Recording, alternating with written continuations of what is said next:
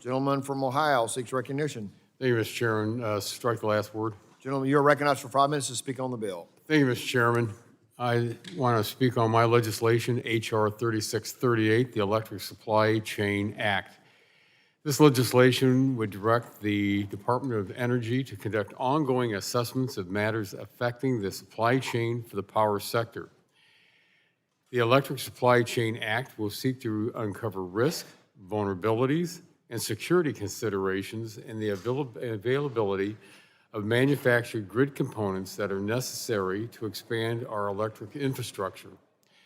As part of the direction in this legislation, the Secretary would maintain discretion to choose the appropriate office with the expertise necessary to complete the assessment. In addition, this bill will leverage the expertise of our power sector industry to improve the department's understanding and strengthen supply chains that are critical to the timely deployment and development of electric generation and transmission infrastructure. In recent years, we've seen how supply chain constraints and bottlenecks for key grid components, such as distribution transformers and natural gas turbines, can stifle infrastructure development. By establishing periodic assessments under this legislation, the department will remain in a proactive posture to identify and address matters affecting our power sector supply chain as they arise. By all reports and projections, our nation is on the edge of dramatic increases in electricity demand, primarily driven by energy-intensive users such as data centers and domestic manufacturing. The timing of projected demands is occurring as historic levels of baseload power are leaving the system due to state and federal actions that attack fossil fuels and subsidize preferred sources of intermittent generation.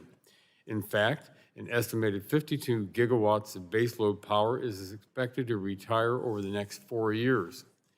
Meanwhile, the International Energy Agency estimates U.S. electricity demand to increase over the next 3 years by the equivalent supply of the entire state of California.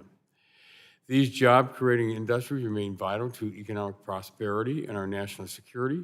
We cannot sit idly by while adversaries seek to gain competitive advantage to control the next generation economy.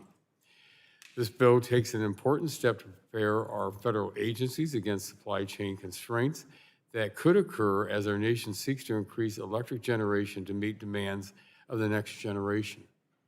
Importantly, during our recent hearing with Secretary Wright, he confirmed his department's ability to complete the requirements that are laid out by this legislation. I urge my colleagues to support the legislation and yield back the balance of my time.